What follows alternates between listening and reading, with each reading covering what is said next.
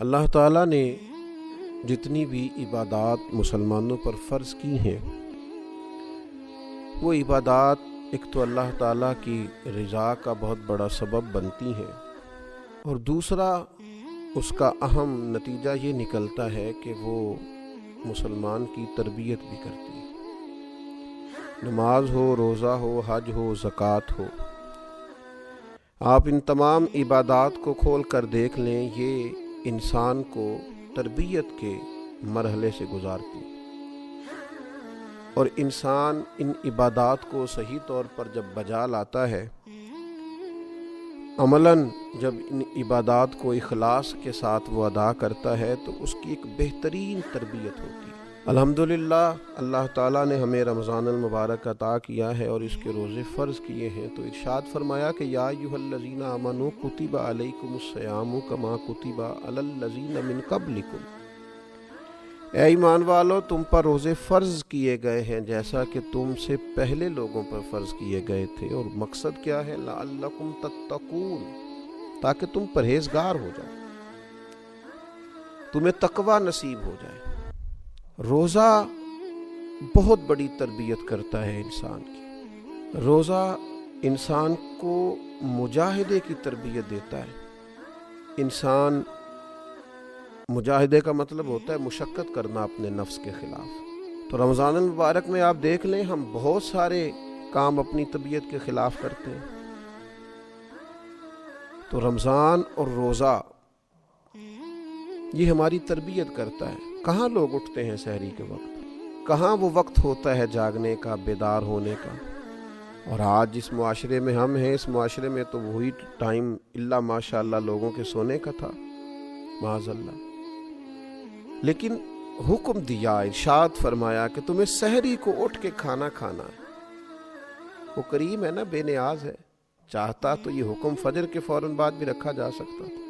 فجر کا وقت طلوع ہونے سے پہلے تمہیں سحری کھانی ہے، یہ خلاف طبیعت ہے، اور ظاہر ہے جس کو کھانا ہے اسے کچھ وقت پہلے اٹھنا ہے، اس کی تیاری بھی تو کرنی ہے، پہلے بنانا ہے تو ہی کھانا ہے۔ تو انسان پر اگرچہ یہ مشکل تھا، لیکن اس سے کہا گیا کہ اس مشقت کو برداشت کر، لعلکم تتقون، تاکہ تم پرہیزگار ہو جاؤ۔ روزہ جس مشقت سے ہمیں گزارتا ہے، ہمیں پرہیزگاری نصیب ہوتی ہے۔ اور آپ دیکھیے کہ روزہ بہت بڑا مراقبہ ہے۔ کس بات کا مراقبہ؟ اللہ تعالیٰ کے حاضر و ناظر ہونے کا مراقبہ۔ آپ اکیلے ہیں گھر میں، کوئی آپ کو نہیں دیکھ رہا، فریزر کے اندر سارا کھانا موجود ہے، آپ اطمینان سے کھانا کھا سکتے ہیں، لیکن نہیں کھاتے۔ کیوں نہیں کھاتے؟ کہ میں نے روزہ رکھا ہوا ہے۔ تو روزہ یہ تربیت کرتا ہے، مجاہدہ کراتا ہے کہ اللہ مجھے دیکھ رہا ہے۔ اگر یہ مشق پک جائے نا باقی 11 مہینوں میں بھی، تو تنہائیاں پاک ہو جائیں گی، ساری مزاج پاک ہو جائے گا۔ جس طرح اگر صبح سحری میں اٹھنا پک جائے تو فجر کیا تہجد کی مضبوطی بھی نصیب ہوگی۔ یہ ایک مشقت اور ایک تربیت روزے نے ہماری کی۔ اور میں آپ سے عرض کروں، کبھی اس نظریے کو پکا کے دیکھیں۔ حضرت جنید بغدادی رحمۃ اللہ علیہ فرماتے ہیں، مجھے میرے شیخ نے کہا تھا کہ بیٹا اس ذہن کو اچھی طرح پکا لو کہ میرا اللہ میرے ساتھ ہے اور میرا اللہ مجھے دیکھ رہا، اس کو پختہ کر۔ پھر تو یوں ہے کہ انسان کا سارا وقت ہی معیاری اور قیمتی ہو جائے گا، پھر تو وہ مسجع مکفّع شگفتہ زندگی گزارنے لگے گا۔ تو روزہ عملاً اس کی مشقت کراتا ہے۔ پھر آپ دیکھیے کہ انسان جب بھوکا رہتا ہے نا تو اس کو روحانیت نصیب ہوتی ہے۔ نبی پاک علیہ الصلوۃ والسلام نے بہت پیٹ بھر کے کھانا کھانے کو پسند ہی نہیں فرمایا۔ اللہ کے حبیب صلی اللہ تعالیٰ علیہ وسلم فرماتے ہیں، کسی نے جو سب سے برا برتن بھرا ہے وہ پیٹ ہے۔ روزہ جو ہماری تربیت کرتا ہے، مشقت ہمیں روزے کی صورت میں جس مشقت سے گزرنا پڑتا ہے، وہ کس قدر انقلاب برپا کرتی ہے۔ ایک حدیث میں نبی پاک علیہ السلام نے فرمایا کہ شیطان آدمی کے اندر ایسے رواں دواں رہتا ہے جیسے خون، بس چاہیے کہ بھوک کے ذریعے شیطان کا رستہ روکا جائے۔ اب دیکھیں، دوسرے مقام پر حضور علیہ السلام نے نوجوانوں سے بھی فرمایا کہ یا نکاح کرو یا روزے رکھو. یہ مشق روزے کی اگر کی جائے تو یہ نفسانیت کو کنٹرول کرتی ہے. تو رمضان المبارک ہماری یہ تربیت کرتا ہے کہ کچھ تھوڑا اس کا خیال رکھا جائے. ضروری نہیں ہے کہ اگر آپ کی پہنچ میں بہت ساری حلال چیزیں ہیں تو آپ ساری کھاتے ہی جائیں اور صبح و شام آپ کھاتے ہی جائیں.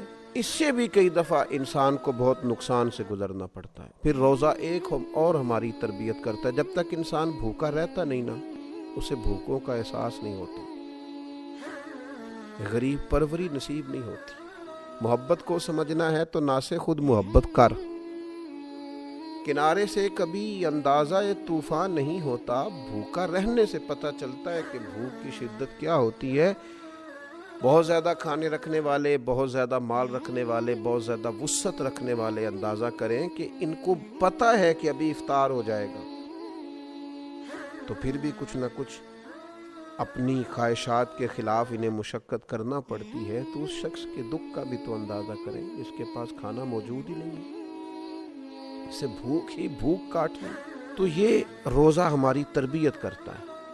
اور پھر جس طرح روزے میں ہم نے کھانے پینے سے رکنا ہے نا, اسی طرح گناہوں سے بھی رکنا ہے.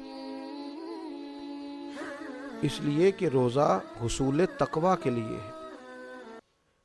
اللہ کی رضا کے لیے اگر ہم رکے ہوئے ہیں کھانے سے, پینے سے, عمل زوجیت سے, تو اسی طریقے سے اللہ کی رضا کے لیے رکنا ہے حرام سے, جھوٹ سے, غیبت سے, بدی سے. نبی پاک صلی اللہ تعالیٰ علیہ وسلم نے فرمایا جس آدمی نے جھوٹ بولنا اور جھوٹ پر عمل کرنا نہ چھوڑا تو اللہ تعالیٰ کو اس کے کھانے پینے چھوڑنے کی کوئی حاجت ہی نہیں ہے. تو عملی تربیت رمضان المبارک ہماری کر رہا ہے کہ جس طرح ہم پرہیز کر رہے ہیں. میں نے خود دیکھا بعض لوگوں کو جن کی طبیعت بڑی تیز ہے, بڑی جلدی جھگڑا کرتے ہیں, لیکن رمضان المبارک میں اگر کسی نے سخت بات بھی کر دی تو اس نے کہا جا یار میں نے روزہ رکھا ہوا ہے.